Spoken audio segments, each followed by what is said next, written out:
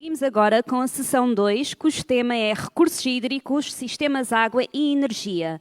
Para a primeira intervenção, contamos com a presença de Ricardo Nogueira Martins, Diretor Executivo da Paisagem Protegida Local do Sousa Superior, Lousada, sobre éticas da água e sustentabilidade, implicações das áreas protegidas.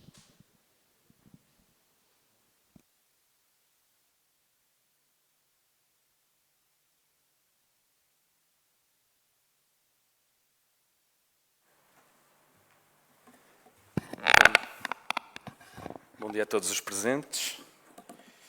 Deixem-me só esperar que a apresentação seja colocada. Em primeiro lugar, iniciar um agradecimento especial à comunidade intermunicipal pelo convite que nos fez. Muito honra o município de Lousada.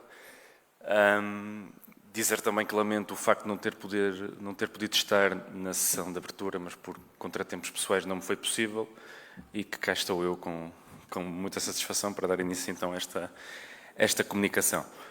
De facto, eu represento a paisagem protegida local do Sousa Superior, seria uma tremenda falta de mau gosto da minha parte vir falar sobre a paisagem protegida. Portanto, a minha apresentação, embora se inspire no nosso trabalho, tem, acima de tudo, também um conteúdo programático, diria mais teórico, mas também urgente, que diz respeito a esta noção da água, do ponto de vista mais epistemológico, filosófico e também comportamental, e como alguns colegas já anteriormente comentaram, numa lógica de educação para a sustentabilidade.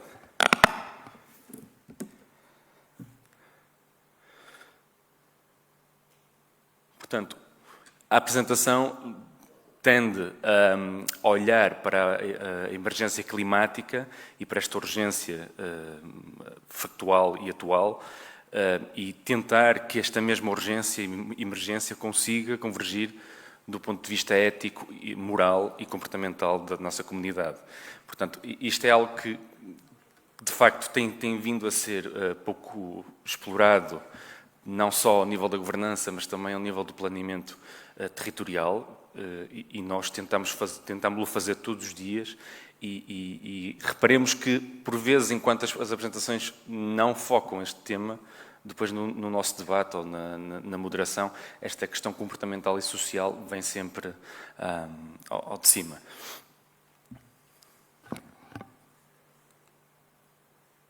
Portanto, eu gostaria de sublinhar, obviamente, dados gerais, mas que nunca é demais comentá-los, que é o facto de só 0,0067% da água ter, efetivamente, ser constituída como fonte de água para o uso humano. Portanto, isto em todo o planeta Terra significa que somos bastante eficazes como espécie animal, mas pouco afortunados quanto a esta disponibilidade, e, portanto, temos que ter também uma noção de inteligência e de racionamento. A água é essencial à vida, creio que não é nenhuma informação pouco entendível por todos nós, é também um agente formador da paisagem, no que diz respeito ao relevo e à geomorfologia. Em diversos processos geológicos, a água é um elemento fundamental. É também um fornecedor de habitats na interligação que faz entre as espécies animais e vegetais, no que diz respeito à criação não só de áreas úmidas, de rios, de ribeiras, e, portanto, esta consociação, por vezes, é pouco explorada no que diz respeito ao direito à água e à utilização da água. Portanto, esta lógica de que a água é muito mais do que vida, é também habitat e é formador de relevo, é crucial estar nesta lógica de pensamento. A minha apresentação terá 3 pontos principais, um relativamente às éticas da água e sustentabilidade, um segundo ponto relativamente às éticas da água no contexto das alterações climáticas e lógicas de mitigação, e um terceiro ponto no que diz respeito às implicações das áreas protegidas neste domínio. Relativamente às éticas da água e sustentabilidade, desde logo valores são padrões, critérios que orientam a nossa ação, mas também o julgamento, a escolha, a atitude, a avaliação, o argumento. Portanto, relativamente à ética, se nós conseguirmos, se nós tivéssemos que fazer uma transcrição direta, a ética refere-se aos princípios que adotamos relativamente à aplicação dos nossos valores. Portanto, nesta lógica, a ética ajuda-nos a tomar a nossa melhor decisão, e quando dizemos a nossa melhor decisão, não só no sentido de decisores políticos, não só também como atores políticos que o somos, mas também como cidadãos individuais nas nossas escolhas individuais e coletivas. É necessário falarmos dos princípios éticos relacionados com os recursos naturais, nomeadamente a água, porque desde logo temos que fazer escolhas comportamentais. Portanto, se tenho que fazer A ou B, imediatamente eu tenho uma decisão a tomar. A ética ajuda-me a fazer uma escolha mais consciente, ou pelo menos deveria estimular-me a fazer uma escolha mais consciente. Com relação à ética, há de facto alguns princípios que alguns teóricos têm vindo a explorar, e por vezes parece que ficam demasiado em background nas nossas atuações diárias e de quem lida com o território, como é o nosso caso, ou grande parte dos presentes nesta sala. São princípios que estão na Declaração Universal dos Direitos Humanos e também na Convenção das Nações Unidas, nomeadamente o princípio da dignidade humana. Não há vida sem água e aqueles a quem se nega a água nega-se a vida, e, portanto, é um bom princípio. O princípio da participação. Todos os indivíduos, especialmente os mais empobrecidos, precisam de estar envolvidos no planeamento e na administração da água. O princípio da solidariedade, pois a água confronta a interdependência montante e a jusante, e, portanto, uma comunidade humana que dependa do valor natural água é a mesma comunidade humana que vai depender do valor natural água a jusante, quer a montante, e, portanto, a água tem esta dimensão tangível, multidimensional, a uma escala territorial bastante alargada, que por vezes nos compartimenta demasiado, mas que se olhássemos com esta noção mais alargada, estamos a falar, por exemplo, da cooperação territorial, não só internacional, mas também nacional, como é o caso do trabalho que a comunidade intermunicipal está a tentar fazer. E, portanto, a água, desde logo este princípio da solidariedade, é uma pedra basilar, na minha perspectiva. O princípio da igualdade humana, portanto, todos têm direito, e quando dizemos todos os seres humanos, e obviamente todas as formas vivas. O princípio do bem comum, pois a água é um bem comum, e se não for administrada adequadamente, a dignidade e o potencial humano fica reduzido. E o princípio da economia, que ensina o respeito pelo uso prudente. Eu peço desculpa, eu vou movimentar o palco, provavelmente serei o único a fazer isso, mas é muito desconfortável porque não tenho um computador à minha frente e nem o microfone é...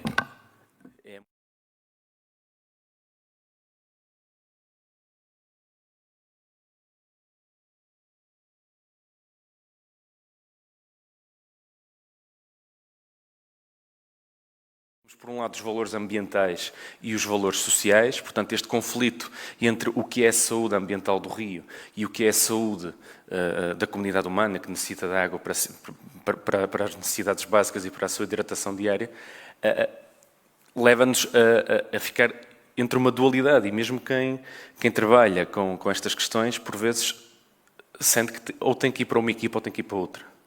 Ou são os valores ambientais ou são os valores sociais. E hoje, que é um dia especial, obviamente é o Dia da Terra, e é também um dia especial porque estamos sem máscara pela primeira vez, em público. E eu creio que esta dualidade tem que ser rompida. Portanto, este versus tem que gradualmente cair. Nós temos que caminhar lado a lado, porque somos parte integrante da natureza também. Estes vários valores interagem no processo de decisão, portanto, e quando eu falo da decisão, é decisão também técnica, autocrática, governamental. Portanto, é o valor ambiental que importa ou o valor social que importa. Não é?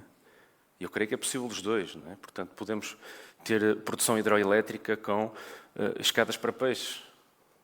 Podemos ter agricultura, diria, semi-intensiva de uma determinada cultura que tem, de facto, rendimento territorial com reutilização da água, embora a cultura necessite dessa água. E, portanto, eu creio que este dualismo que vivemos na sociedade atualmente separa mais as águas do que os une. E a água, até olhando numa perspectiva filosófica, faz-nos eliminar esta dualidade. Por outro lado, as decisões que tomamos sobre a melhor maneira de administrar o rio, neste caso o rio, metaforicamente, depende de como valorizamos também os diferentes resultados e recepcionamos os valores de éticas concorrentes. Portanto, o que eu acho é o que o conselho do lado entende ou não, não é? O meu vizinho lava o carro todos os dias com água potável e eu não o faço, não é?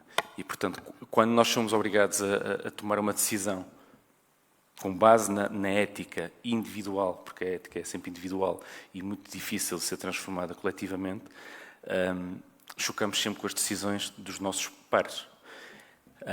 E no que diz respeito à água, há sempre esta dualidade. Eu posso dar um exemplo banal, perdoem-me o parênteses. Eu trabalhei durante alguns anos com educação ambiental, com o público sénior, especificamente. E quando entrávamos do domínio ambiental água, muitos diziam que não estavam nem aí. Durante anos tiveram que poupar água. Tomavam um banho por semana. Era a altura deles tomarem banho de 10 minutos. E, portanto, isto fez-me pensar, há 10 anos atrás, que esta dimensão humana e social também tem que ser debatida. Não é? No fundo, a ética da água são os princípios subjacentes que influenciam o nosso próprio comportamento com relação à água e à nossa reação aos outros comportamentos das pessoas. E é essa a mensagem principal do que diz respeito às éticas da água. Portanto, é uma gota d'água. Estamos numa gota d'água, efetivamente. Eu gostaria também de trazer uma visão que eu tenho e que, embora seja relacionada com a água, é transversal a qualquer dimensão territorial, que é esta lógica da experiência e da emoção de pensamento, e os colegas do painel tocaram também nesta lógica, que é considerar que o contacto com o ambiente natural é cada vez mais indireto, de uma forma geral, atenção, e limitado a ocasiões especiais. Portanto, é uma caminhada comemorativa, é um piquenique no parque. Não é? Portanto, isto condiciona-nos de qualquer forma. Tudo bem, incluindo o próprio autor, é uma visão humanista da questão, mas esta lógica do amor à natureza, que se perdeu também, ao mesmo tempo que se perdeu a dimensão religiosa mais alargada do conceito de natureza, trouxe uma subversão de alguns valores que eu gostaria daqui explorar. E esta dimensão da experiência, emoção e pensamento, eu creio que é uma triangulação importante.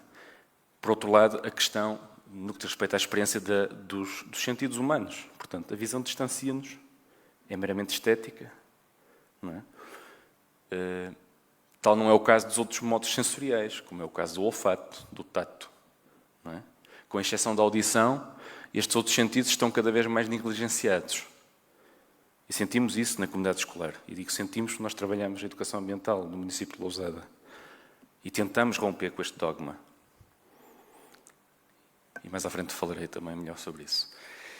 Portanto, eu não quero entrar em questões epistemológicas, mas eu creio que a fórmula de sucesso, que não é fácil, porque já estava implementada, é um simples A mais B igual a C. O A é a compreensão global de nós mesmos como parte da natureza. O B, a apreensão e a assimilação da sabedoria de teoria ambiental, portanto, o conhecimento científico e técnico existente. E o C, a prática ambiental, a cidadania, a ética ambiental ou a ética da água. Novamente posso dar exemplos pessoais, que me fez pensar há uns anos atrás sobre isto também melhor. Uma atividade pedagógica com uma turma junto ao ambiente ribeirinho, no qual o jovem, deliberadamente, entre vários outros jovens que deliberadamente durante todos os anos fizeram, deposita resíduos junto à margem. E indaguei o porquê que estás a fazer isso. Quer dizer, tu não sabes que o lixo tem que ir para o local certo para ser reciclado, ou que o plástico tem uma duração de de decomposição bastante alargada. E ele sabia disso. E, portanto, nós estamos aqui entre o limbo, entre o que nós sabemos e o que nós fazemos. E esta questão, na minha ótica, e na ótica também do trabalho que fazemos em Lousada, tem que ver com o campo da experiência, o campo da emoção e o campo do pensamento. Não há outra lógica para o jovem que sabe e que tem o conhecimento científico e técnico não praticar o que nós chamamos ecossidadania ou a cidadania ambiental, por si só, não é?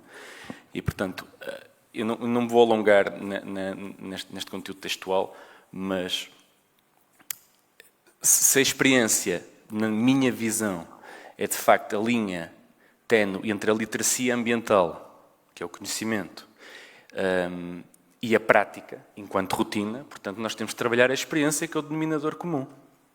E, portanto, se é preciso falar sobre a água, temos que ir junto à água. Não é?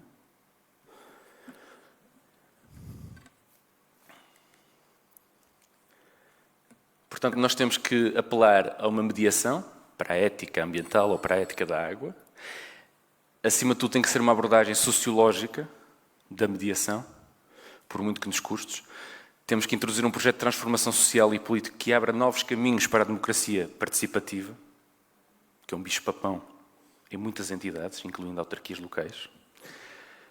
E um reconhecimento da política e da ciência nos vários domínios da sociedade. O que os nossos colegas académicos chamam de trust in science. Não é? É preciso não desconfiar da ciência. Posso dar outro exemplo prático. Em Lousada, estamos a trabalhar com a comunidade rural, porque há um mito que a galeria ripícola é prejudicial à cultura agrícola. Bom, em certos aspectos sim, em sombra. Mas em sombra se não for um amieiro, que naturalmente pende para a massa d'água. Não é? E uma galeria ripícola saudável é salvaguardar o solo arável e não perder centímetros de solo inverno após inverno. E, portanto, este trabalho de trust in science, porque por vezes ouve-se falar, mas desconfia-se, nós também estamos a fazê-lo e gostaríamos que contaminássemos esta prática. Portanto, e outros colegas têm feito esse trabalho da confiança na ciência. Portanto, acima de tudo, esta educação para a sustentabilidade, portanto, as experiências significativas na natureza durante a infância demonstram, um estudo da IUCN, a União para a Conservação da Natureza, que está associada a comportamentos de conservação na vida adulta. Portanto, se nós não expusermos as nossas crianças à dimensão ambiental com os sentidos humanos, com a experiência, com a emoção e pensamento, não teremos adultos interventivos ambientalmente. Não é? Com ecossidadania e a aplicar a ética da água ou a ética ambiental noutros domínios. E aqui eu toco num assunto especial que nos diz respeito, que é o facto das áreas protegidas serem emancipadoras da ética ambiental. Adiante explicarei porquê, mas desde logo porque a sua criação obriga a uma justificação. Não é?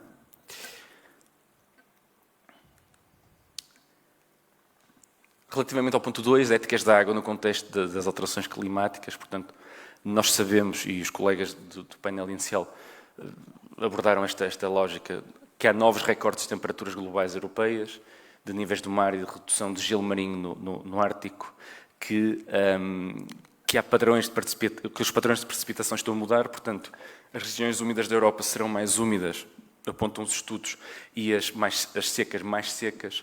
Da mesma forma, o volume e a cobertura de neve dos glaciares está a diminuir, e, portanto, e em Portugal sentimos isso, as situações climáticas extremas também, como as ondas de calor, a precipitação intensa e secas, estão a aumentar em frequência e intensidade e trazem impactos sociais e económicos no campo da agricultura. Estando na Escola Superior Agrária, de certeza que sentem esta dimensão muito bem. Quais são ainda os desafios associados? O aumento do desenvolvimento urbano, quando digo desenvolvimento é a expansão urbana, a ocupação do solo, a impermeabilização, a não aplicação de técnicas de engenharia de permeabilização das águas pluviais, ou jardins verdes, ou jardins verticais, por exemplo. O esgotamento da água subterrânea, a salinização das águas subterrâneas causadas pela indústria da energia, mas, acima de tudo, o que eu venho sempre a afirmar, que é a falha das comunidades e na governança integrada dos recursos hídricos, incluindo a conservação e a reciclagem da água. Portanto, quais são os contributos da ética da água para orientar a ação climática? Muito rapidamente, permite uma avaliação ética da cadeia do valor da água. Portanto, a água de irrigação agrícola está a apoiar a agricultura que constrói humus no solo e que, por sua vez, capta carbono, sim ou não, e faremos uma avaliação. A gestão de solos para o sequestro de carbono é uma das formas mais promissoras de retardar as mudanças climáticas, conforme a Academia o informa. Aprendemos a conviver com a natureza, portanto, já não se fala de controle de cheias, mas sim de gestão de cheias. Já se fala de engenharia natural e a lógica de viver com os rios, inclusive desentubamento de rios e de linhas de água. Portanto, é um grande passo na própria articulação e harmonização da malha urbana das nossas cidades e vilas. E depois compreender que as águas estão conectadas. Portanto, o mar começa aqui. Longe vão os tempos em que o mar e os assuntos do mar dizia respeito só à linha costeira. Não é? Portanto, e esta noção que o mar começa também em Castelo Branco, começa em Lousada, é muito interessante para depois abordar outras dimensões. Os municípios têm feito já, não só ao nível dos programas climáticos, das estratégias municipais para a adaptação, da adaptação à alteração climática, as EMACs, mas têm feito, de facto, alguns investimentos a fundo próprio, em conjunto com o Governo. Estes são alguns dos exemplos, mas as águas residuais, a reabilitação de galeria ripícola, as ligações indevidas, as perdas que ainda hoje acontecem, que é uma coisa brutal. Não é? O abuso da captação de águas subterrâneas, eu tenho dito isso, os colegas da APTA não concordam, mas é um processo demasiado burocrático que afasta a submissão dessa informação numa base de dados fidedigna, não é? E que acabamos por ter captações de águas subterrâneas para piscinas, por exemplo. E, portanto, eu creio que é preciso também olhar para este trabalho multinível, ao nível das autarquias locais, que as juntas de freguesia também o são. Portanto, desburocratizar um pouco o processo para facilitar a comunicação, porque, caso contrário, a sociedade é demasiado ágil e hábil para não comunicar.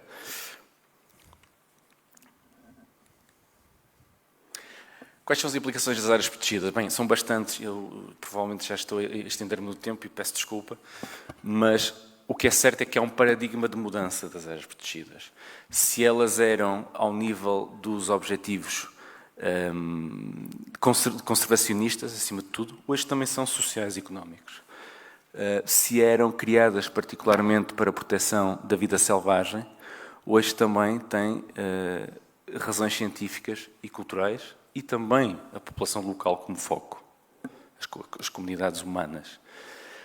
Por outro lado, no que diz respeito, por exemplo, à gestão, são geridas pelo Governo Central e hoje são geridas por múltiplos parceiros, incluindo autarquias, como é o caso da nossa paisagem protegida de Sousa Superior.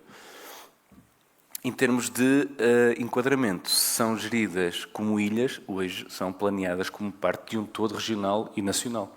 Não é? Portanto, temos uma articulação direta com a nossa CIM, fazemos questão de comunicar com a nossa CCDR e, no máximo possível, fazer uma gestão integrada. Eu peço desculpa que eu estou com uma dificuldade de leitura porque eu fiquei sem óculos hoje de manhã. Portanto, quais são as implicações das áreas protegidas? As áreas protegidas ajudam a alterar os valores e a ética, no sentido em que a sua criação é justificativa de uma necessidade, aquilo que eu dizia nos slides anteriores. Portanto, é uma responsabilidade muito grande quando se decide a classificar uma determinada unidade territorial como área protegida, porque é preciso justificar à população o porquê. Justificação técnica, científica, não é? E, portanto, eu acredito que as áreas protegidas, bem como outras iniciativas, mas especialmente as APs, ajudam a alterar a ética. Não é? Portanto, desde logo porque temos que fazer um processo participativo. No nosso caso, 600 lousadenses. 8 freguesias. Portanto, obrigam-nos, entre aspas, com muito prazer, mas obrigam-nos a comunicar a intenção, a explicar o porquê. Não é? E isto, acreditem, muda os valores atribuídos e a ética das comunidades. Por outro lado, olhar para o território, reconhecê-lo, não é? E também compreender que há contributos das áreas protegidas. Há a salvaguarda da água potável, com a inclusão das cabeceiras de linhas de água. O armazenamento de carbono, se for uma área protegida predominantemente florestal ou mesmo agroflorestal. Reservatórios genéticos, faunísticos e florísticos. Mitigação de desastres e estabilização do solo e a preservação do património cultural. Em conclusão, no que diz respeito à percepção, as áreas protegidas, se eram um ativo nacional e preocupação nacional, hoje são um ativo de comunidade e também preocupação internacional. A gestão, relativamente à gestão, se era reativa numa curta escala temporal, hoje temos um plano de gestão planeado a 10 anos com revisão a 5. Não é? É uma gestão adaptativa, a longo prazo, mas acima de tudo também que acompanhe os ciclos governativos. Portanto, e nós estamos em fase de finalização do nosso plano de gestão. É um plano de gestão ambicioso, mas simples, rápido e flexível.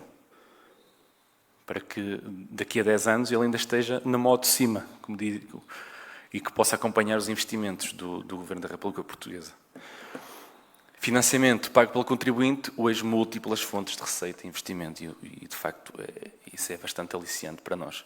Eu vou rapidamente só demonstrar um pouco do nosso caminho, não sendo a apresentação uma propaganda à PPLS, a nossa paisagem protegida, mas de facto ajuda a condensar o que é a agenda ambiental do município.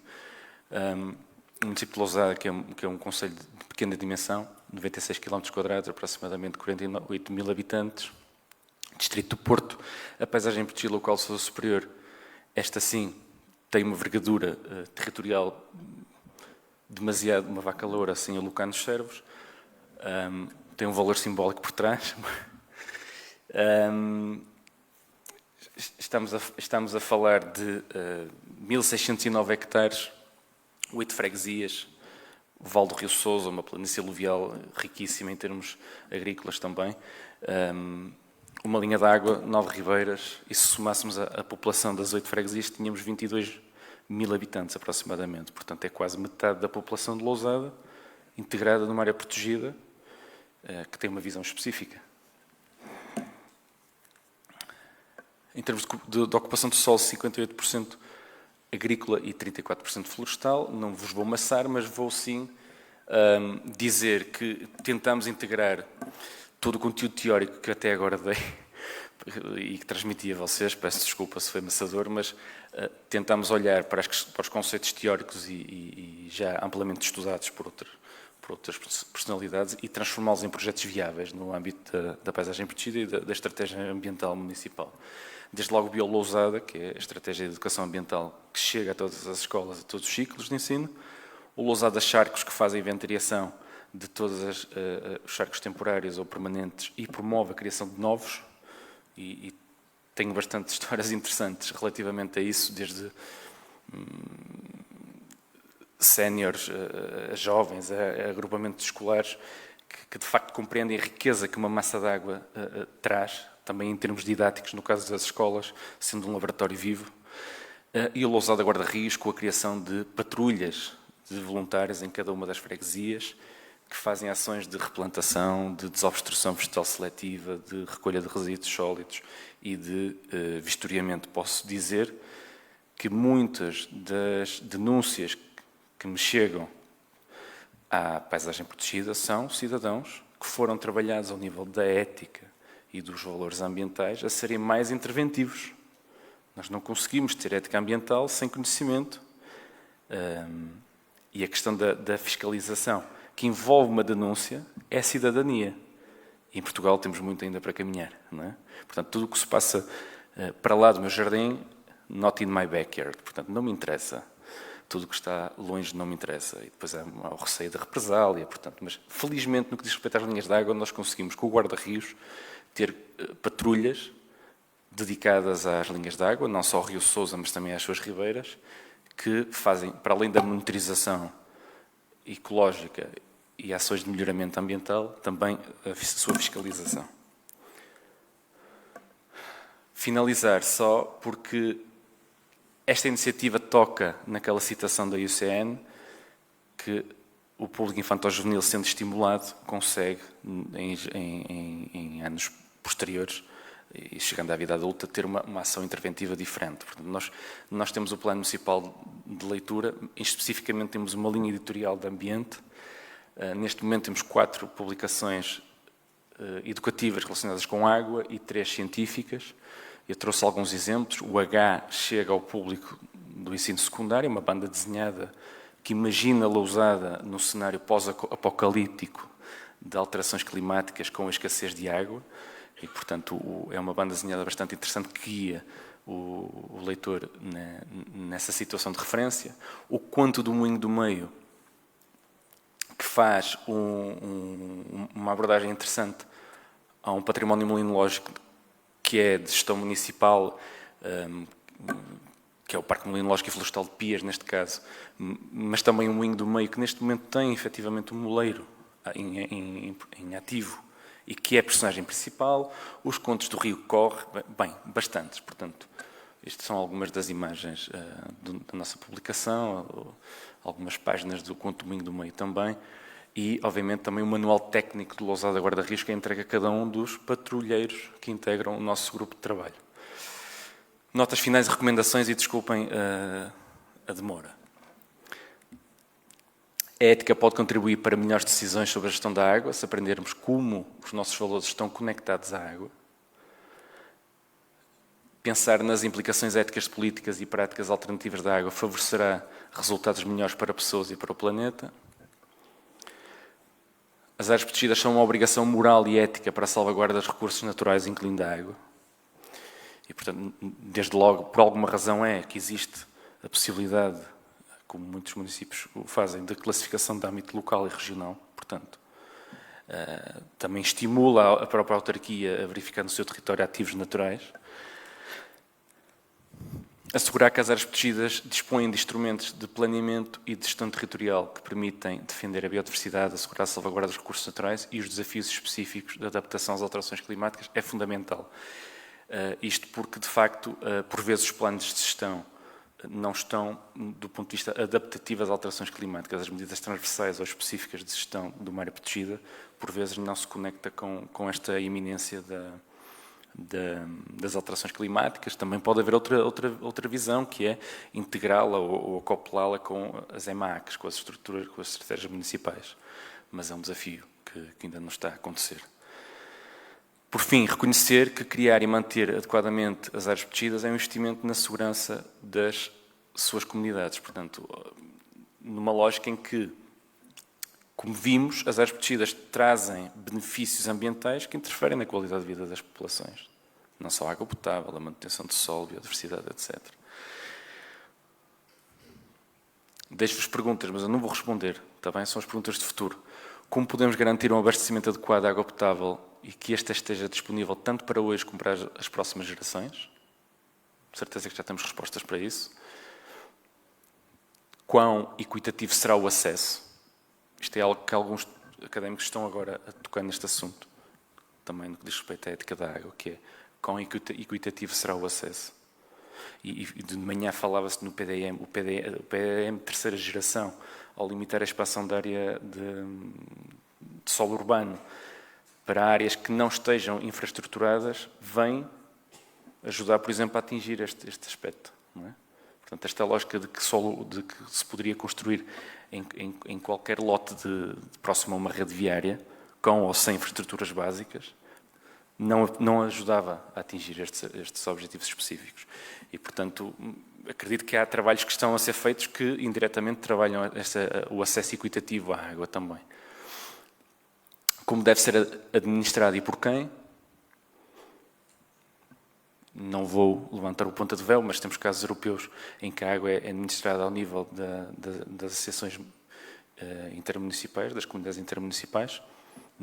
Não tenho conhecimento para fazer comparações de facto entre Portugal, Espanha e outros países, mas como deve ser administrada por quem é uma pergunta que fica. Quais serão as implicações das mudanças climáticas na qualidade e na quantidade da água doce? E a mudança social no uso da água virá por meio da inovação tecnológica ou por meio da mudança cultural e de valor, ou então da combinação de ambos, que é, portanto, esta mudança social do uso vem pela inovação tecnológica, de reutilização, aproveitamento, reciclagem, ou vem por uma postura cultural e social de, não, eu realmente preciso de consumir menos, em vez de consumir o mesmo, e ficar com a consciência tranquila de que estou a consumir os mesmos metros cúbicos, mas que ela é reutilizada. Ou então são uma combinação de ambos. Portanto, isto é algo que temos que fazer não só a nível nacional, mas também à escala europeia, essencialmente. E eu agradeço a vossa atenção. Convido-vos só a ver um pequeno vídeo, que ao mesmo tempo é um convite para nos visitarem em Lousada. Contactem-nos. Obrigado pela vossa atenção.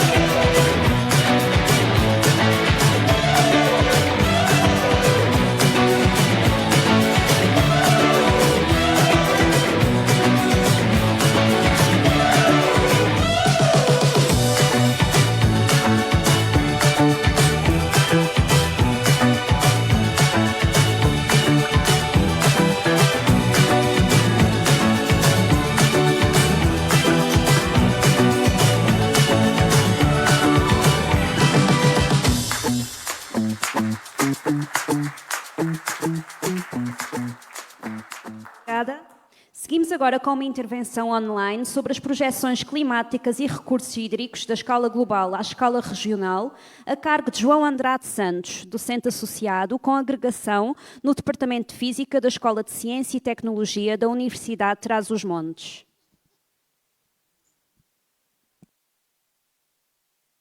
Bom dia a todos. Penso que me conseguem ouvir. Não sei se podem confirmar se está tudo bem. Confirmamos, estamos a ouvir, sim. Ok, obrigado. Antes de mais, gostaria de agradecer o convite que me foi formulado pela CIM, da Beira Baixa, para estar hoje aqui a participar nestas jornadas.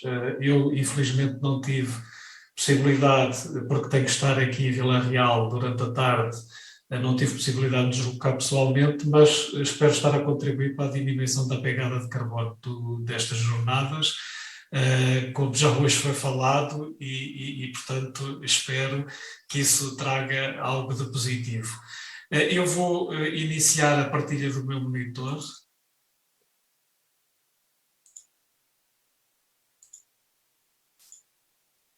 Penso que já devem ter a oportunidade de ver. Eu não referi, mas eu sou geofísico e climatologista de formação, tenho doutoramento em climatologia. E por isso vou falar aqui um bocadinho mais das questões do clima e das alterações climáticas. Como o tempo está já bastante escasso, eu vou-me focar apenas em alguns resultados rapidamente e, portanto, não queria monopolizar muito aqui o pouco tempo que temos. Eu queria começar a minha apresentação por chamar a atenção daquilo que nós já ouvimos falar há muito tempo, na crise climática, na emergência climática. Eu já ouço falar nesta questão desde que comecei a estudar e a investigar clima e alterações climáticas, portanto já há umas dezenas de anos. Hoje em dia este problema tem-se vindo claramente a tornar um problema cada vez mais emergente na nossa sociedade, e começa a ser um problema debatido por todos. E ainda bem que é assim, porque é um problema global e temos que, de facto, encontrar soluções coordenadas entre todos para fazer face a esta situação. Embora eu, pessoalmente, sou um pouco cético em relação a isso, mas poderemos deixar essa discussão para mais tarde. De qualquer maneira, eu gostaria de começar por chamar a atenção que nós habitualmente falamos em eventos extremos como secas, tempestades, extremos de precipitação, ondas de calor ou fogos rurais, esquecemos que todos estes eventos extremos funcionam um pouco como eventos compostos. Portanto, na verdade, o que nós temos é que muitas vezes, quando estamos numa situação de seca, vamos ter uma maior probabilidade de ocorrência de ondas de calor ou uma maior probabilidade de ocorrência de fogos severos ou extremos, ou até mesmo uma maior probabilidade de ocorrência de cheias.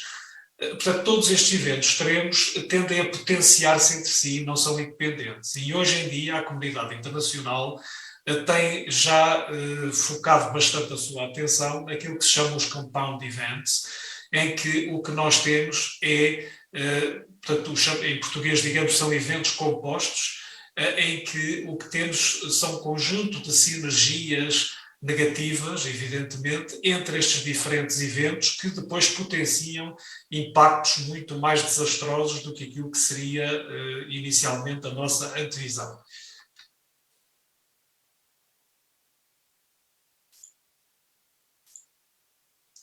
De acordo com estimativas da FAO, por exemplo, isto são apenas números para nos basearmos, as perdas, por exemplo, na agricultura atribuídas a eventos extremos chegam a 37 mil milhões de dólares naquele período de 2008 a 2018 e, portanto, as secas são claramente o maior problema, mas também as cheias, portanto, o outro lado da medalha, também tem impactos muito grandes na agricultura, com prejuízos de 21 mil milhões de dólares. As tempestades, 19 mil milhões de dólares, e os fogos, 1.000 milhões de dólares. Isto para Portugal, que é um país que é muito afetado pelos fogos, pode parecer um valor relativamente pequeno em termos relativos, mas de facto as secas são de longe a maior preocupação a nível mundial para a agricultura. Em termos de bases físicas, eu sou geofísico, como disse há pouco, portanto não queria deixar de trazer aqui um bocadinho de física, mas não vou demorar nada com isto, até porque isto já é também uma informação que todos já têm sobre os gases com efeito estufa e o reforço do efeito estufa natural. Eu penso que não há dúvidas nenhumas de que as atividades antropogénicas, as emissões de gases com efeito estufa de origem antrópica, são um fator importantíssimo na alteração da composição química da atmosfera. E não é preciso saber muita física ou química para perceber que, aumentando as concentrações de gases com efeito estufa na atmosfera, nós estamos a reter mais radiação, mais energia no planeta. E o planeta Terra funciona como uma central termoelétrica, em que a energia que nós fornecemos é proveniente do Sol, portanto o Sol é o nosso combustível, é o combustível desta grande central termoelétrica, que é o nosso planeta, e essa energia chega essencialmente ao Equador e às zonas tropicais, e depois aquilo que a atmosfera faz é transportar essa energia para as zonas frias do planeta, que são os polos, as regiões polares, e portanto é onde os reatores vão arrefecer, digamos assim, portanto, é nos polos, não é? Portanto, temos sempre uma fonte quente, que é o Equador, uma fonte fria, que pode ser, no caso de uma central termoelétrica, é o lago, o rio, o mar, onde os reatores vão buscar água fria para arrefecer e, portanto, toda a máquina está em constante funcionamento para produzir energia cinética, energia elétrica, por exemplo, que nós extraímos a partir do vento, da energia eólica ou da energia fotovoltaica ou de outras formas de energia. E, portanto, todo o sistema climático funciona a partir da energia do Sol. Aliás, nós sabemos que se o Sol deixasse de existir, em cerca de 1 a 2 semanas, toda a circulação atmosférica parava, o planeta deixava de ter chuva, deixava de ter vento e, portanto, o planeta simplesmente morria, tudo se extinguia em poucas semanas. Portanto, o Sol é a grande fonte de energia. E, efetivamente, se nós tivermos mais radiação solar a ficar retida nesta máquina, é a mesma coisa que aumentarmos a quantidade de combustível que estamos a dar à nossa central termoelétrica. E, portanto, isso evidentemente que vai levar a uma maior produção de energia, que no caso da atmosfera vai implicar mais vento, mais extremos de precipitação, mais extremos de temperatura. Portanto, vamos ter um planeta mais violento de uma forma geral, porque tem mais energia para dissipar. E, portanto, no caso destas circulações que estão aqui, que são muito conhecidas pelos climatologistas, esta que é a circulação de Hadley, esta que é a circulação de Ferrel, depois temos ainda a circulação polar, o que vai acontecer é que estas circulações vão migrando na direção dos polos e, no nosso caso, é evidente que, ao migrarem para norte, as condições climáticas que temos no norte da África ou nesta zona do Sahel também se vão deslocar para norte. Neste caso, vão se deslocar para o Mediterrâneo e para o sul da Europa.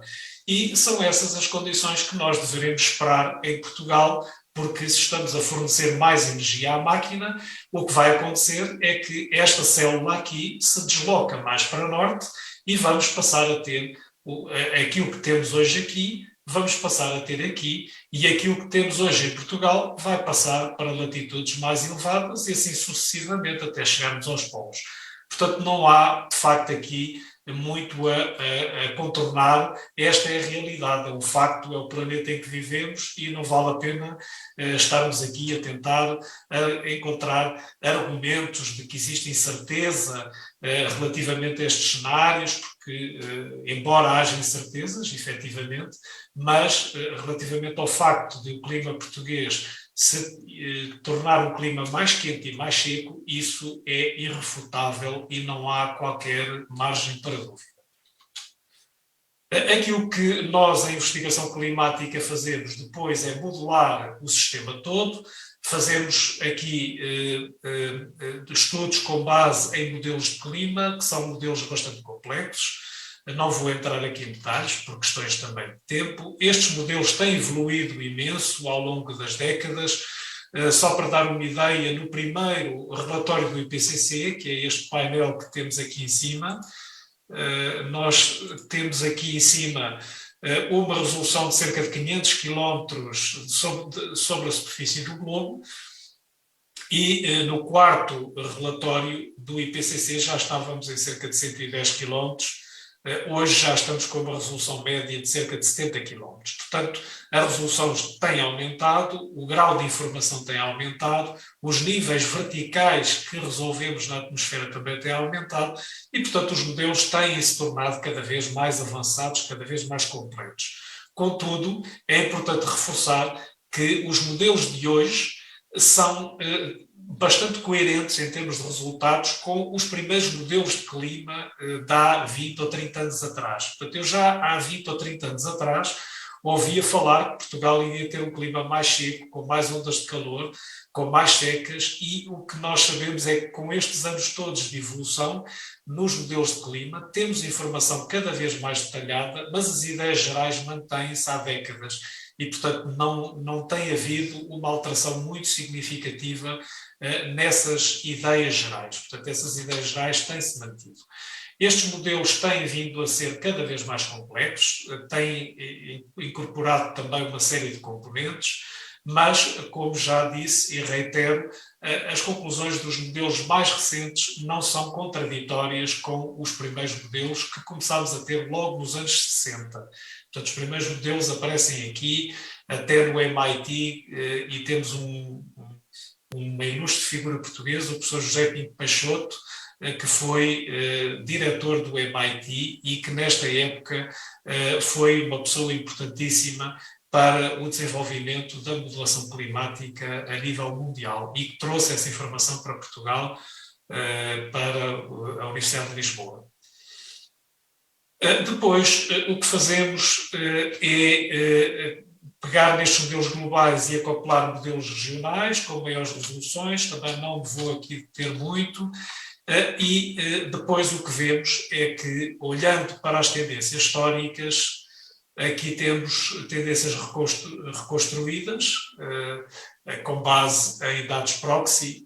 Neste caso, estamos a falar em várias fontes de informação, também não vale a pena entrarmos em detalhes, mas o que vemos é que o aumento da temperatura que verificamos aqui nos dias de hoje não tem precedentes nos últimos 2000 anos, portanto é um aumento de temperatura muito acima daquilo que se registou no passado. Atenção, não confundir estas alterações de temperatura com os períodos glaciares e interglaciares, com as idades geológicas, porque as escalas temporais são completamente diferentes.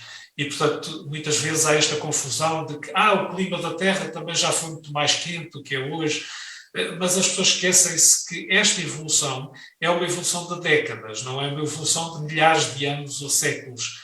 Aqui a escala temporal é completamente diferente. Nós estamos a ter um aquecimento global que está a ocorrer em algumas décadas, enquanto que nesses períodos históricos, geológicos ou dos ciclos orbitais do planeta Terra, as alterações ocorriam em milhares e milhares e milhões de anos. Portanto, são escalas completamente diferentes daquilo que nós estamos a observar hoje. Por outro lado, as experiências de modelação também não deixam margem para dúvidas. Quer dizer, se nós corrermos os modelos que temos hoje com apenas forçamentos naturais, nós temos aqui a evolução da temperatura até 2020. Nós o que conseguimos é isto. Portanto, é um patamar mais ou menos constante nas temperaturas e não conseguimos reproduzir a curva preta, que é a curva observada nas últimas décadas, principalmente aqui desde meados do século XX, que temos aqui uma tendência bastante acentuada. Esta tendência só se consegue modelar se nós recorrermos a forçamento antropogénico, isto é, se alterarmos a composição química da atmosfera. E, portanto, fica claríssimo como água que as alterações climáticas que nós estamos a observar desde o período pré-industrial têm causa humana, sim, têm causa humana, isso é irrefutável, e sim, estão ligadas com as emissões de dióxido de carbono, metano e outros gases de estufa que nós já conhecemos. E, portanto, isto é uma prova preto no branco e não há qualquer margem para dúvidas. Em termos de futuro, pois não sabemos muito bem o que é que o futuro nos reserva, porque depende muito daquilo que escolhermos hoje. De acordo com as trajetórias que escolhermos hoje, e está nas mãos dos decisores políticos, está nas mãos da sociedade em geral, escolher qual destas trajetórias é que queremos para o futuro do planeta, até aqui 2100, por exemplo. Temos vários cenários possíveis, não é? E, portanto, o que nós fazemos é trabalhar com vários cenários possíveis e sabermos o que irá acontecer depois. Tendo em conta os cenários, eu aqui vou muito rapidamente, porque é uma figura bastante complexa, para não demorarmos também muito tempo. É importante notar que quando falamos no aquecimento global de 1,5 graus ou de 2 graus, de acordo com o Acordo de Paris, não nos podemos nunca esquecer que uma subida da temperatura média global de 2 graus corresponde em Portugal a uma subida de 3 ou 4 graus. Isto é muito importante, porque a subida de 2 graus é na temperatura média global e nós sabemos que sobre os oceanos, que são a maior parte da superfície da Terra, as subidas de temperatura são sempre muito mais moderadas devido aos efeitos da inércia térmica da água, não é? Portanto, a água demora muito mais tempo a aquecer do que a rocha ou do que os continentes. E, portanto, quando falamos em temperatura, um aquecimento global de 2 graus, temos que ver que grande parte dessa média corresponde a zonas oceânicas. Sobre os continentes, as subidas de temperatura vão ser muito superiores. Como disse, em Portugal poderemos ter subidas de 3, 4 graus no verão e em algumas regiões do Ártico, por exemplo, a subida de temperatura pode ser de 6, 7 graus, dependendo, evidentemente, dos cenários.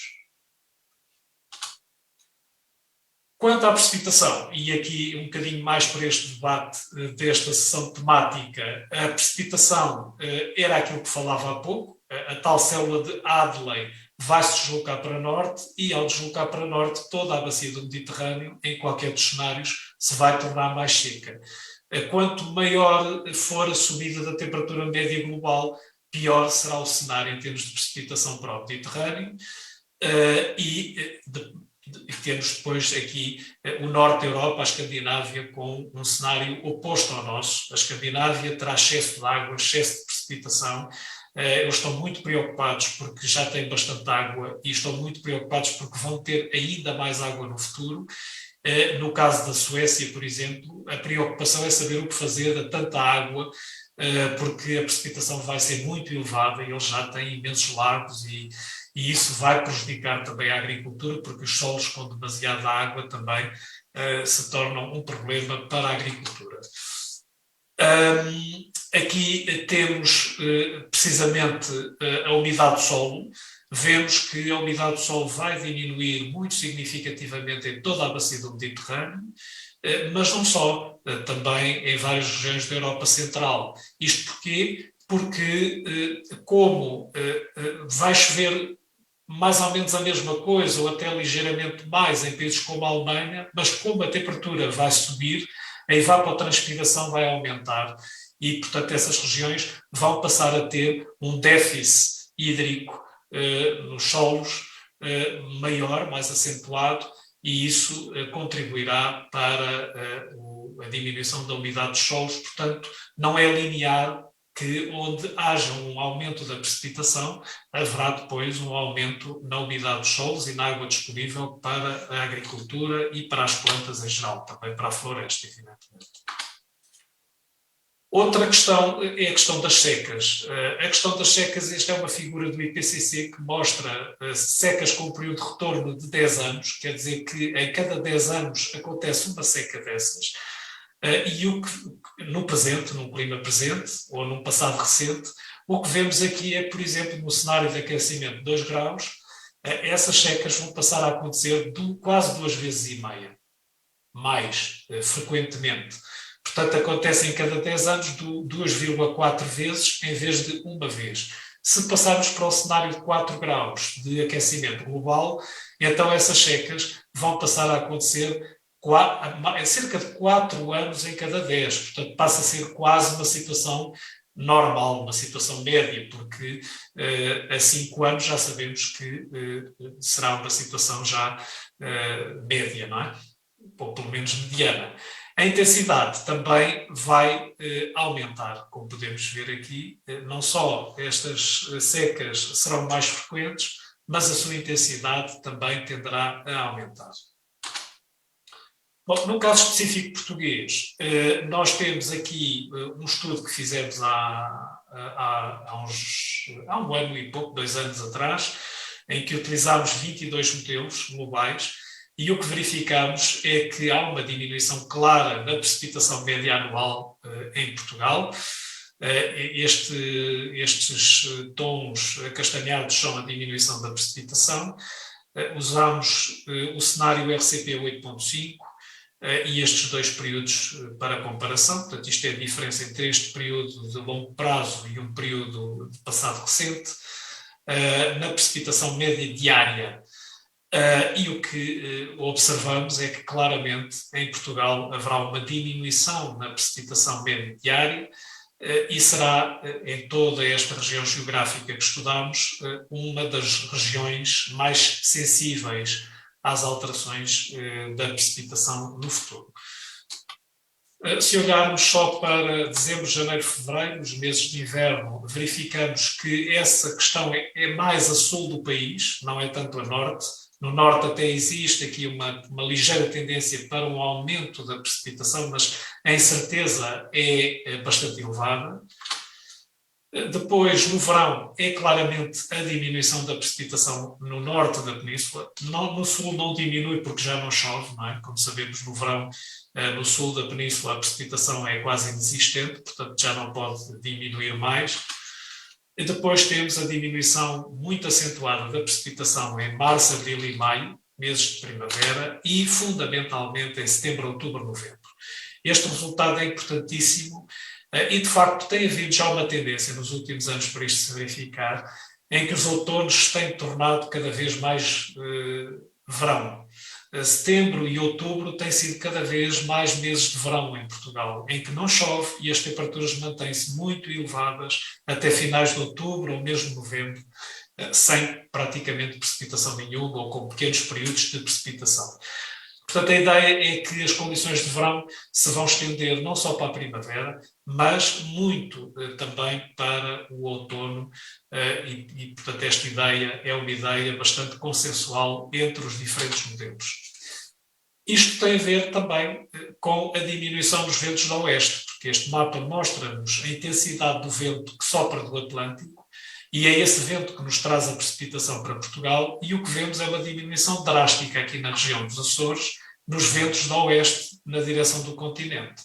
Portanto, vamos ter muito menos vento a soprar dos Açores na direção de Portugal continental, a soprar do Atlântico, e isso vai fazer, esses ventos vão ser substituídos por ventos do leste, que vão soprar do interior da Europa, do norte da África ou do Mediterrâneo, e que nos vão trazer massas de ar continentais secas, sem possibilidade de precipitação ou com uma probabilidade de precipitação muito baixa. Já o norte da Europa terá ventos mais intensos do oeste, daí o aumento da precipitação mais a norte. Portanto, no fundo, é um deslocamento da corrente de jato que habitualmente vem por aqui e que se vai deslocar para norte. Sabemos que uma viagem de Lisboa para Nova Iorque demora mais tempo do que uma viagem de Nova Iorque para Lisboa, porque quando vamos de Lisboa para Nova Iorque vamos contra a corrente de jato. Essa corrente desloca-se para norte e vai-nos deixar sem chuva, e não há muito que se possa fazer em relação a isso, porque é uma alteração no padrão de larga escala da circulação atmosférica. No caso de Portugal, especificamente para a precipitação, temos aqui um mapa que nos mostra a variação da precipitação, aqui para um cenário 8.5 e um período de médio prazo. Já foi falado aqui hoje também. A suscetibilidade para a precipitação extrema é algo também importante. Nós, neste estudo, fizemos uma análise por municípios portugueses e verificamos que alguns municípios têm mais suscetibilidade do que outros à precipitação extrema, a eventos extremos. Isto é a situação no presente. No futuro, e vemos que o aumento nos extremos da precipitação não vai ser generalizado. Não podemos dizer que em todo o lado os extremos de precipitação vão aumentar. Neste estudo, que é um estudo com limitações e com incertezas, como todos, e carece agora de uma atualização, mas aquilo que verificamos é que são mais os concelhos do sul do país aqueles que estarão mais expostos a eventos extremos de precipitação. Temos aqui o caso, por exemplo, de Odmira ou Sines ou Sagres, do que outras regiões mais a norte do país, que irão manter ou até mesmo ter uma ligeira redução na exposição, na suscetibilidade a eventos extremos no futuro. Portanto, também é preciso ter aqui algum cuidado, porque depois há que detalhar toda esta informação da escala global para a escala regional e local. No que diz respeito às secas, aqui é evidente que o número de dias consecutivos sem chuva, que é o que este índice mostra, é que vai aumentar bastante. E nós também depois calculamos mapas de aridez, que também já hoje foi aqui discutido. Temos aqui o mapa de aridez no passado recente e no futuro, e um mapa de termicidade aqui à direita no presente e no futuro. E, portanto, com as implicações que isto naturalmente tem para a agricultura e para a floresta, são resultados muito importantes, com erros, incertezas, mas que nos dão linhas orientadoras sobre as tendências para o futuro. Num trabalho também que fizemos, e trouxe aqui porque estamos a falar também de um plano intermunicipal de adaptação às alterações climáticas, eu fui responsável técnico-científico pelo plano intermunicipal de adaptação do Tamego e Sousa, e para o Tamego e Sousa nós fizemos uma modelação hidrológica para os rios Tâmega e Sousa. Aqui está um exemplo da modelação que fizemos do rio Tâmega. Fomos naturalmente buscar toda a bacia hidrográfica do rio Tâmega até a região de Varim, já na Galiza, para conseguirmos apanhar a bacia hidrográfica toda, e depois fizemos uma modelação com alguns dados que tínhamos observados, outros era apenas esta curva a preto, outros foram depois utilizados para calibrar e para validar o modelo, e depois houve também aqui uma reconstrução das séries de caudais, isto, portanto, são os caudais medidos numa estação da bacia hidrográfica do Tâmega.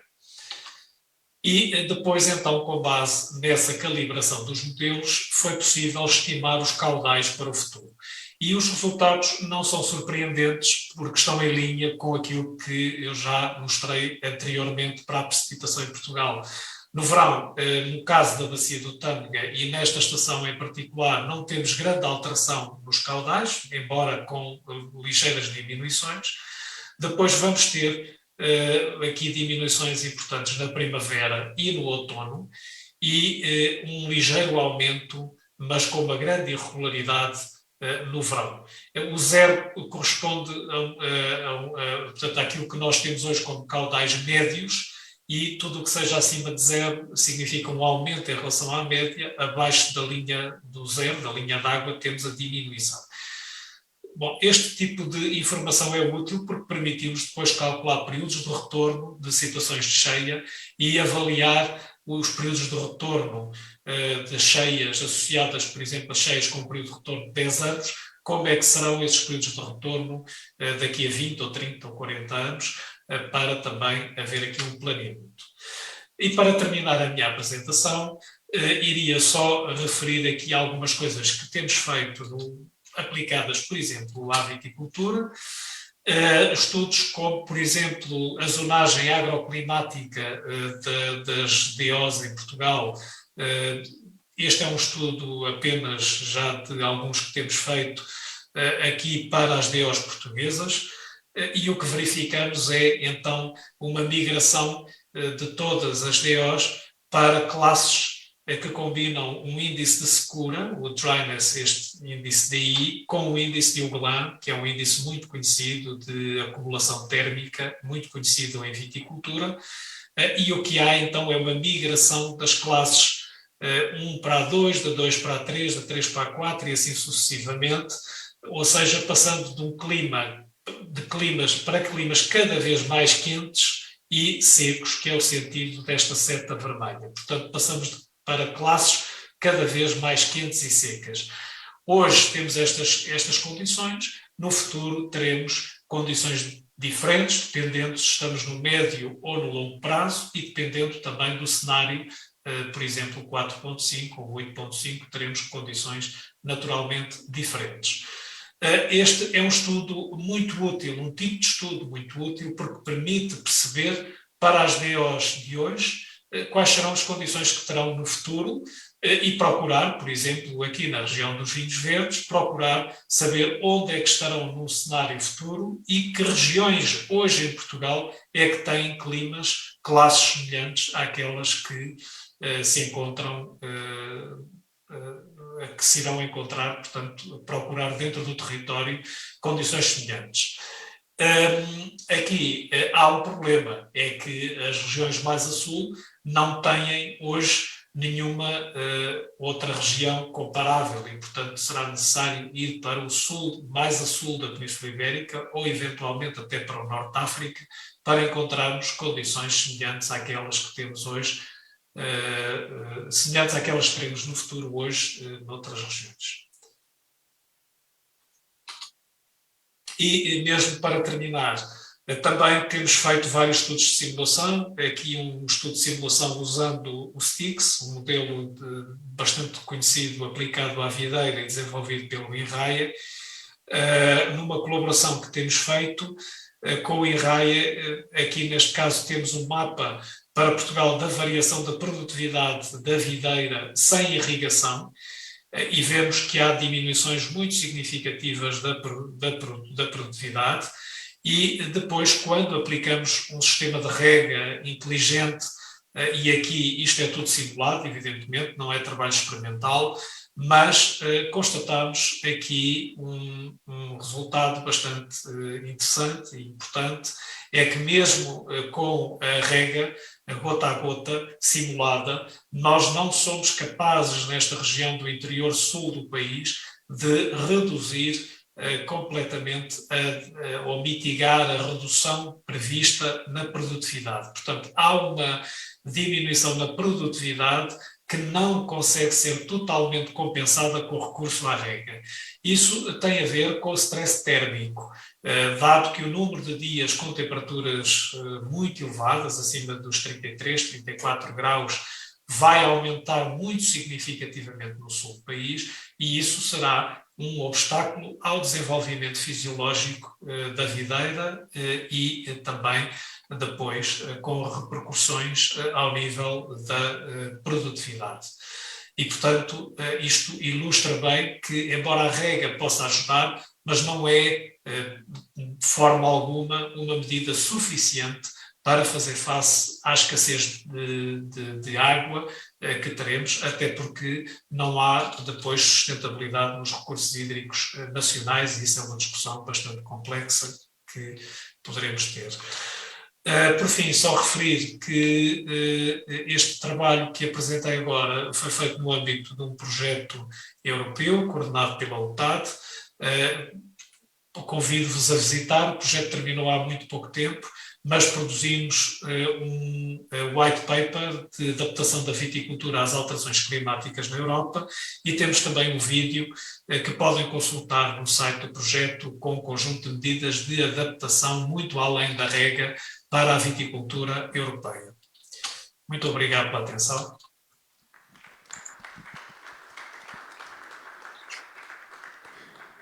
Muito obrigada aos oradores pelas intervenções. Terá agora lugar o debate alusivo às duas temáticas abordadas, orientado por António Canatário Duarte, docente da Escola Superior Agrária do Instituto Politécnico de Castelo Branco.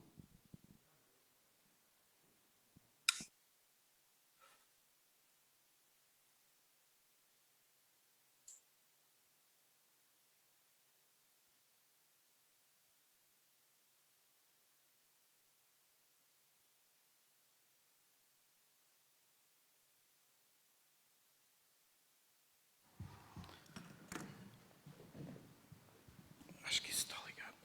Bem, antes de mais, queria agradecer o convite endereçado pela CIM da Beira Baixa, na pessoa do professor João Manso, e agradecer também a participação dos oradores, professor João Andrade Santos e doutor Ricardo Martins. Bem, antes de saudar a audiência, professores, colegas, alunos, e obrigado pela vossa presença. Antes de passarmos ao debate, eu gostaria de fazer aqui um enquadramento dessa questão.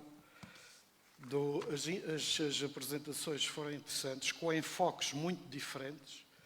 Um enfoque mais no âmbito do âmbito social e da sociedade relativamente ao recurso da água, encarado como um recurso natural e um fator de produção. E claro que a dificuldade da compatibilização entre essas duas categorias do recurso, portanto, é um dos maiores desafios nas várias atividades, é a compatibilização, de facto, do uso da água enquanto recurso natural e enquanto fator de produção em algumas atividades, como, por exemplo, na agricultura e não só. A apresentação do professor João Santos, muito interessante, portanto, eminentemente com um alcance científico e naturalmente importante, e dando indicações para aquilo que nos espera, não é? e dando indicações para a prevenção daquilo que vai acontecer, não é? Para a prevenção, para nos prevenirmos e tomar ações de planeamento relativamente àquilo que pode acontecer nas várias atividades. Portanto, como disse, antes de propriamente passarmos ao debate, gostava de fazer um enquadramento dessa questão, da questão da água. O título deste painel a temática é recursos hídricos, sistemas, água e energia. Bem, desde logo são duas questões relacionadas. Portanto, a água é uma questão muito relacionada com a energia, quer no consumo de energia, como por exemplo a bombagem de água para os sistemas de abastecimento e também na agricultura, e que tem custos, que podem ser significativos. E também os recursos hídricos enquanto geradores de energia hidroelétrica. Portanto, de facto, são duas questões relacionadas e também aqui há alguma aleatoriedade na produção dessa energia hidroelétrica, como temos assistido, por exemplo, este ano, em que foi limitada a produção de energia hidroelétrica com a consequente geração de energia a partir de outras fontes, limitada em Portugal, mas pronto, menos limitada, nomeadamente em Espanha, porque tem outras fontes de produção de energia que podem dar resposta mais ou menos pronta às necessidades. Outra questão é a escassez de água. A escassez de água, que já é atual em algumas zonas do país, crónica ou circunstancial, em algumas zonas da Península Ibérica é crónica, em algumas situações de Portugal começa a ser crónica, em algumas bacias hidrográficas, mas em Espanha há regiões que têm escassez de água crónica, é sabido, ou circunstancial. Portanto, e essa escassez de água é importante termos presente que é uma questão global. A questão não é só onde falta água, porque todos os países são importadores e exportadores de água.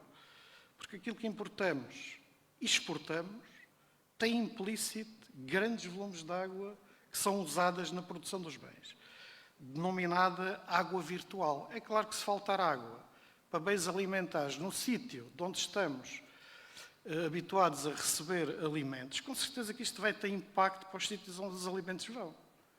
Portanto, é um problema global. Tal como é global outros problemas ambientais, nomeadamente o que está relacionado com as alterações climáticas, não é? E a causa das alterações climáticas são problemas globais. E este também é, da escassez de água. Outra questão é os desafios para o setor da água. De facto, num enquadramento, num quadro de alterações climáticas, e os desafios são múltiplos. São desafios para a sociedade, são desafios para as entidades políticas, na produção de documentos normativos, e são desafios também para os consumidores. Portanto, são vários desafios e também de alcance ambiental. Portanto, os desafios são vários. Outra questão é, de facto, estas implicações ambientais. Grande parte desses impactos são sentidos por todos. Portanto, todos nos lembramos recentemente daquilo que aconteceu aqui num percurso do Rio Tejo e de outros rios afluentes com a falta de água, não é? E o quase esgotamento da capacidade de armazenamento de algumas albufeiras, e este ano também, e também, claro, questões políticas que estão relacionadas com isto. Nomeadamente, também outra parte importante do enquadramento desta questão é que, de facto, nós estamos fortemente dependentes, porque os nossos rios mais importantes são partilhados. E de facto, nós estamos fortemente dependentes dos recursos hídricos que nos chegam de Espanha. No cumprimento, com certeza, controlado, vigiado, no cumprimento de acordos bilaterais. Esses acordos foram feitos há muitos anos, são cumpridos, mas não estão adaptados à atualidade. Portanto, há uma coisa que é necessário fazer, que é a revisão destes acordos. Portanto, a Espanha pode cumprir esses acordos, mas que tem efeitos, mesmo cumprindo aquilo que está estabelecido, tem efeitos nefastos no nosso país, relativamente à quantidade e à qualidade da água. É mais fácil monitorizar a quantidade de água, é mais difícil monitorizar, controlar a qualidade, que é um aspecto também importante. Portanto, este é o enquadramento que é preciso ter presente para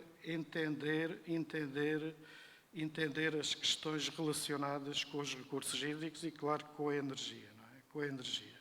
Aquilo, como foi dito, que está implícito, não é? que nos vai trazer esses quadros de alterações climáticas mais ou menos graves. Portanto, é uma diminuição do volume de precipitação, são os fenómenos de seca mais intensos e mais frequentes e também, isto julgo que ainda não foi referido, o volume de precipitação. Isto é próprio também dos climas semiáridos e nós, de facto, muitos anos no sul do país, na região da Idenha e na zona da terra quente transmontana, há muitos anos já têm características, de facto, que remetem para um clima semiárido. E então, acho que isso ainda foi referido, este menor volume de precipitação, a tendência a ser concentrado em fenómenos extremos.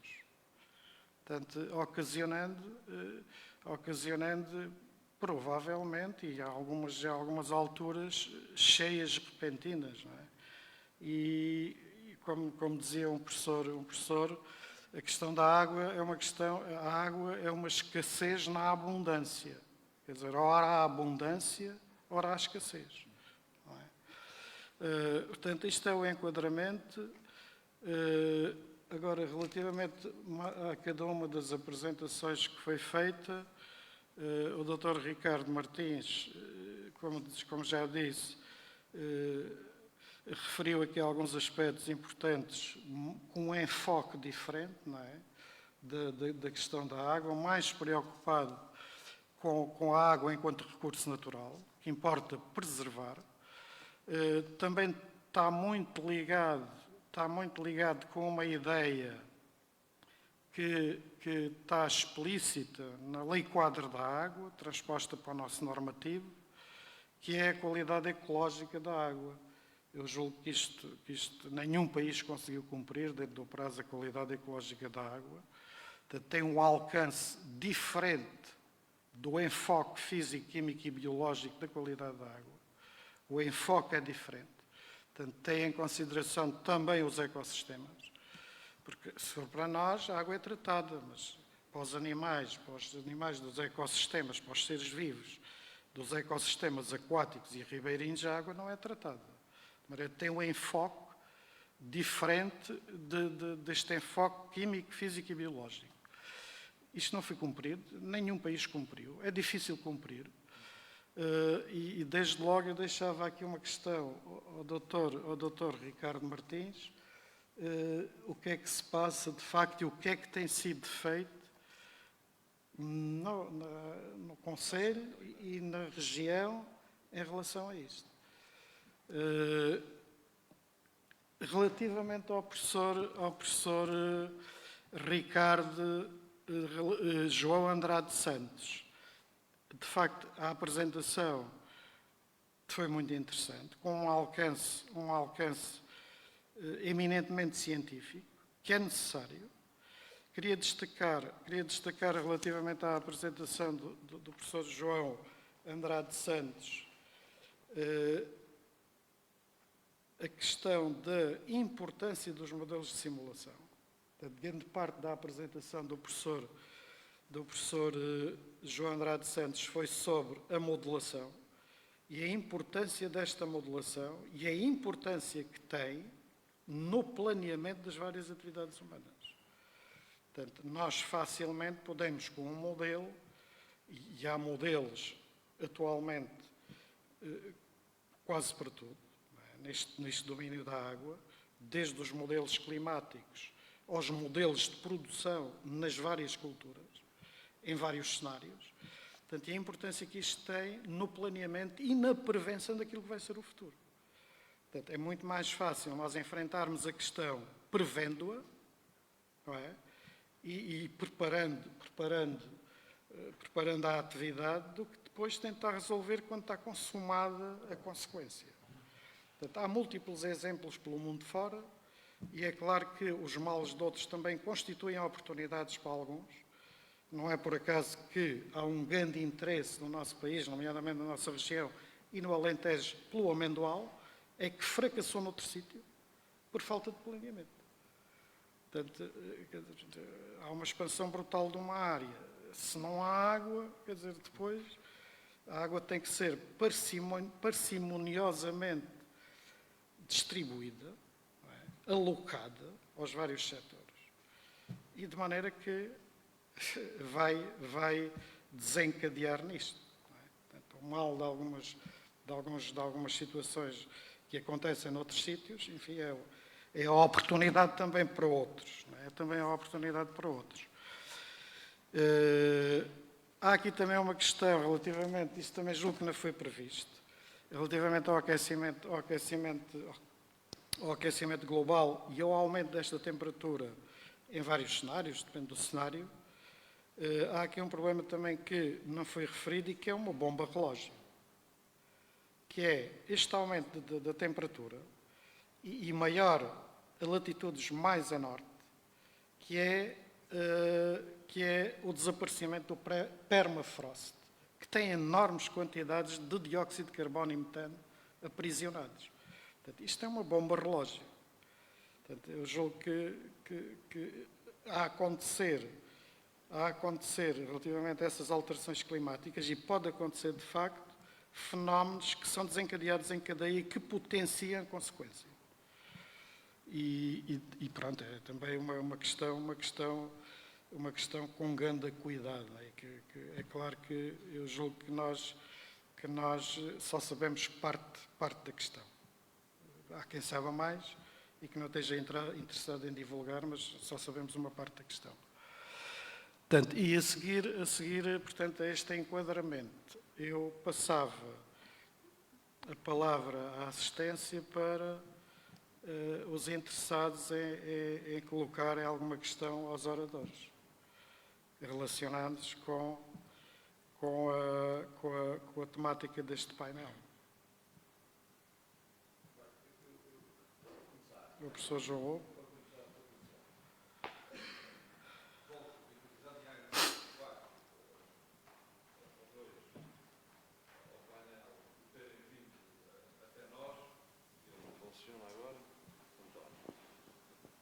Já está a funcionar.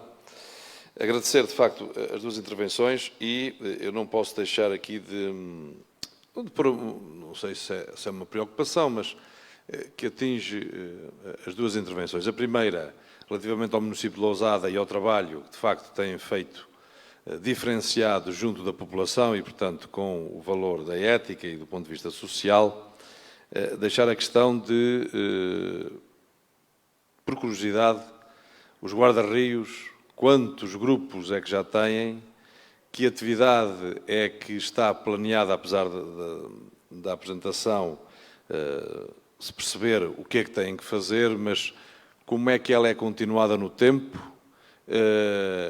Ela é de forma altruísta, portanto, as pessoas fazem-no de forma cívica, e esse valor depois também, como se ele é ou não, foi desatenção minha ou não percebi, se relativamente, por exemplo, aos agrupamentos de escolas, não é? À educação e àquilo que é essa ação, se ela também é articulada dessa forma e ministrada.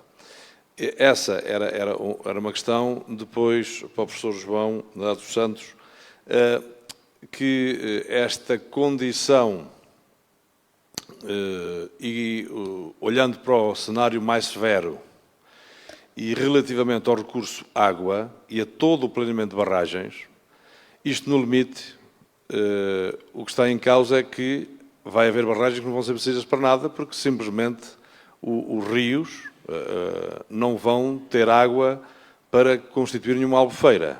E, portanto, relativamente a essa circunstância, é verdade que temos um país com uma costa litoral extensíssima, a zona exclusiva é das maiores. Objetivamente que a agricultura vai ter que, penso eu, num futuro muito próximo, de olhar para centrais de dessalinização de água para compatibilizar no tempo possível a condição de algumas culturas, eventualmente deu o exemplo e bem da vinha no Alentejo, e portanto, sendo uma cultura que produz muita riqueza para o país, mas e também para aquela área,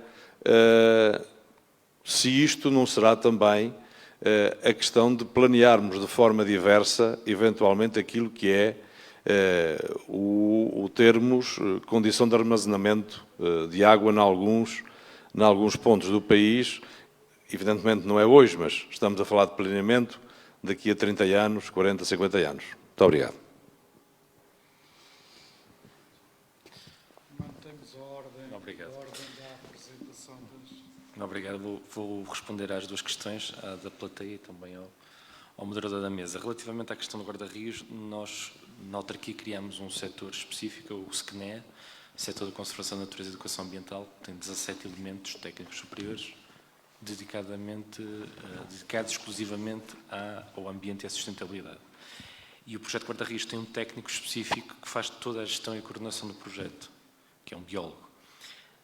E, portanto, ele faz e tem a liberdade de calendarizar as atividades conjuntamente com as 25 patrulhas que detemos atualmente no Conselho. São patrulhas de voluntários, multigeracionais. Temos, ainda assim, uma prioridade e conseguimos alcançá-la, que é fazer patrulhas exclusivamente com o Executivo das Juntas de Freguesia, para incrementar a responsabilização, e com os agrupamentos escolares. Portanto, posso dizer que temos 3 âmbitos: Junta de Freguesia, agrupamentos escolares e grupos informais de munícipes ou fregueses, multigeracionais, que depois são organizados de acordo com as prioridades do território. Nós temos determinados troços que precisam de intervenção com maior prioridade e outros com menos prioridade, e nesse caso o técnico faz essa mobilização do grupo de patrulhas.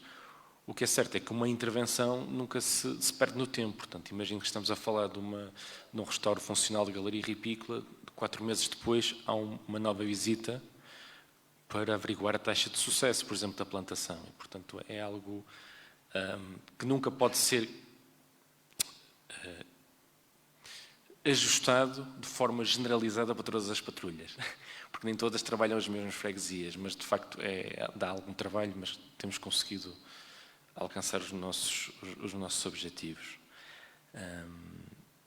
Relativamente ao guarda-rios, penso que se não ficou esclarecido, por favor, diga-me. Relativamente à questão do moderador da mesa, nós criamos uma normativa ética arrojada, que criou alguma tensão, que agora já não cria, que é toda e qualquer nova construção de edificado tem que prever uma bacia de retenção de água pluvial.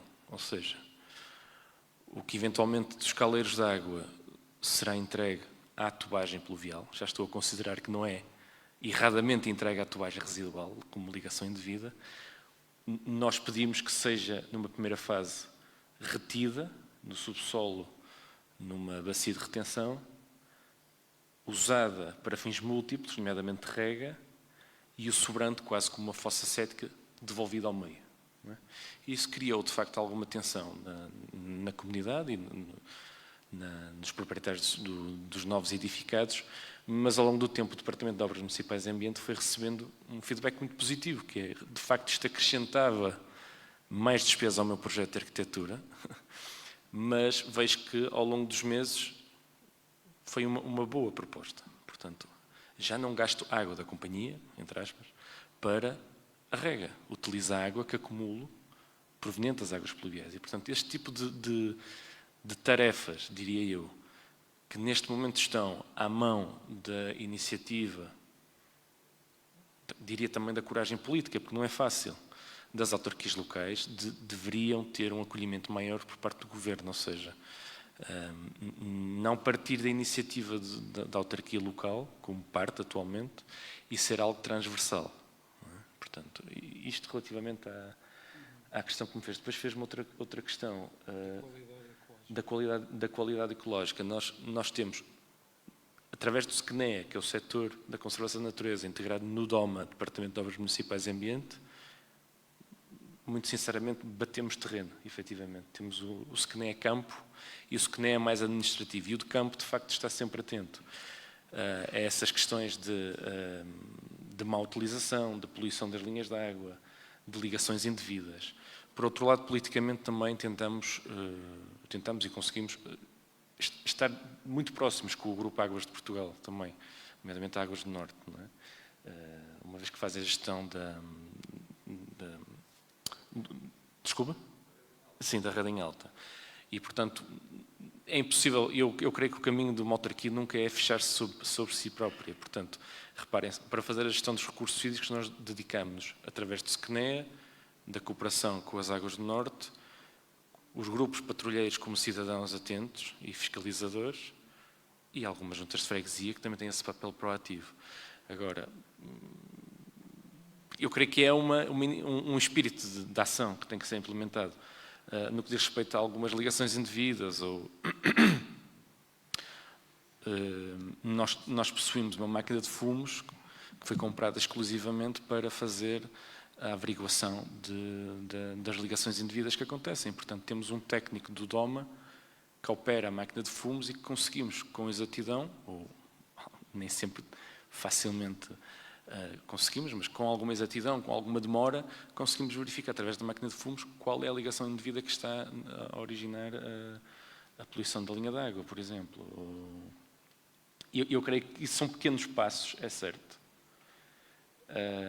mas que, atendendo à nossa dimensão, já fazem alguma diferença.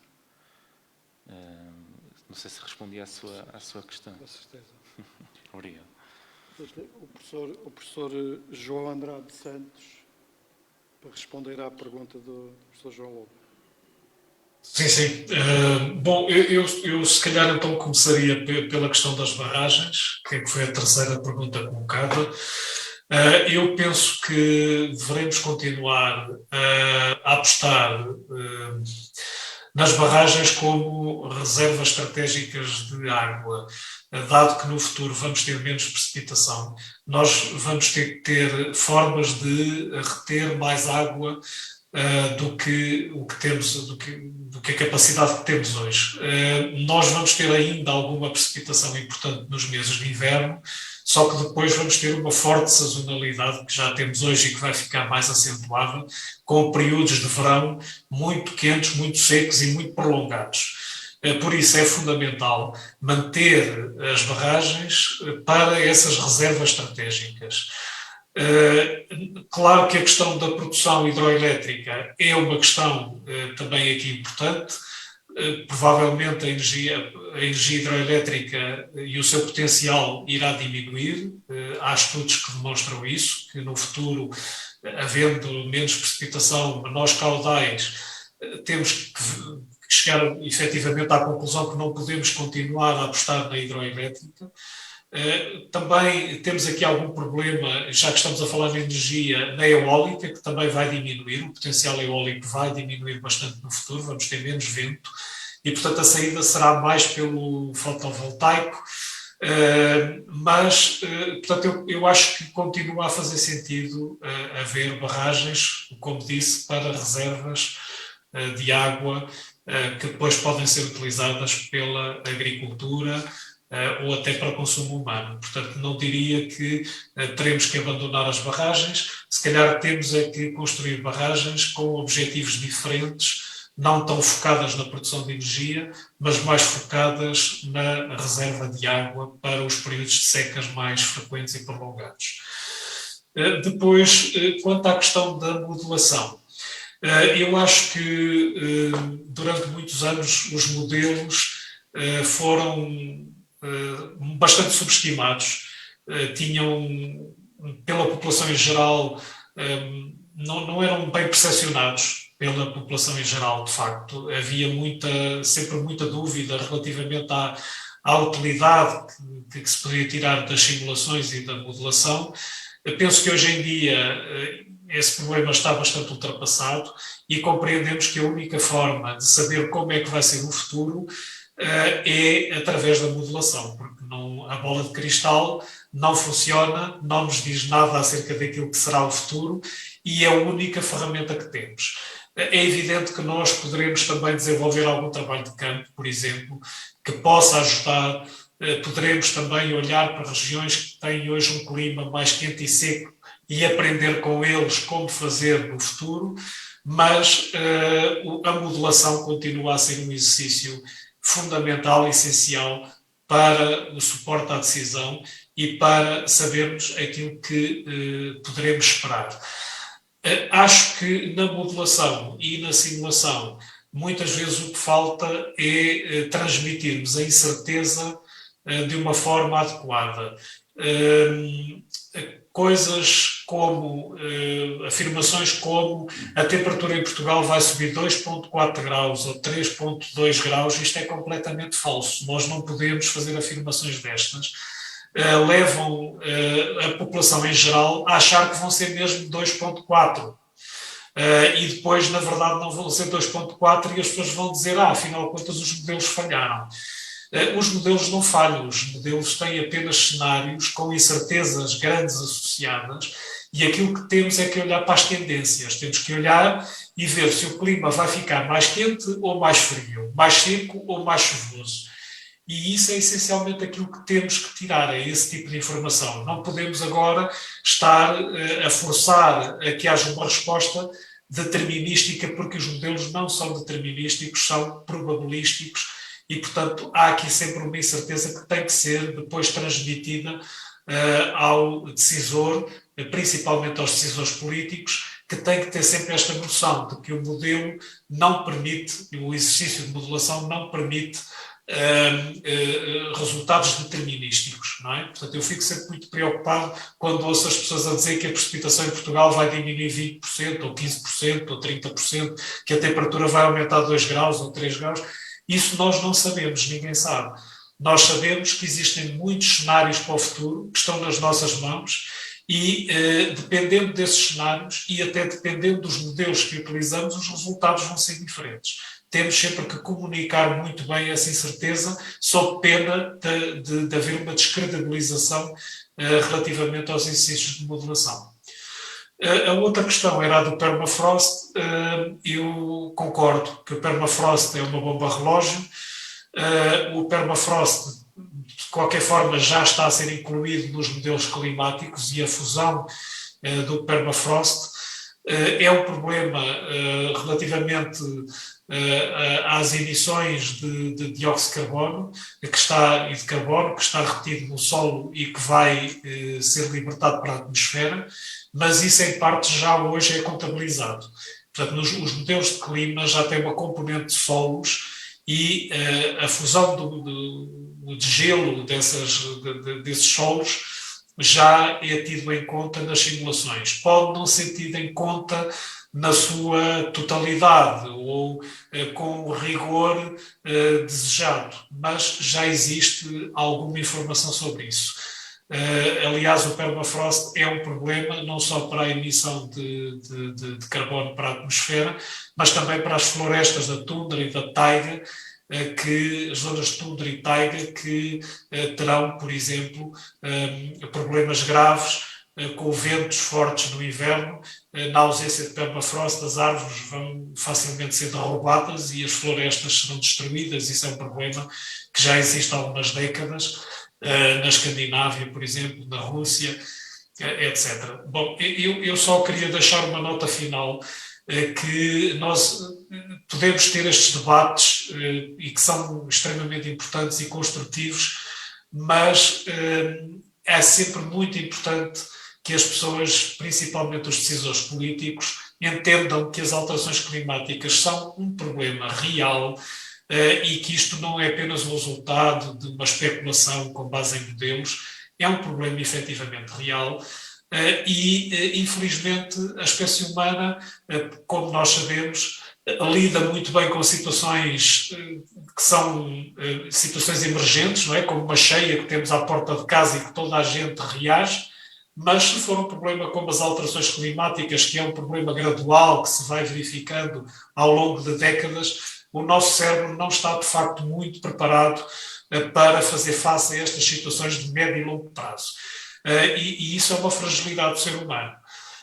E que temos que ter sempre muito em conta. E temos o exemplo agora recente da Ucrânia e da crise do carvão, do gás e do petróleo e das importações da Rússia, e se calhar podemos dizer que em poucos meses a Europa fez mais sobre estas questões da transição energética do que fez durante anos e anos, com muitos milhões de euros de investimento. E, portanto, quando as pessoas sentem que têm um problema mesmo a sério à porta, as pessoas reagem imediatamente.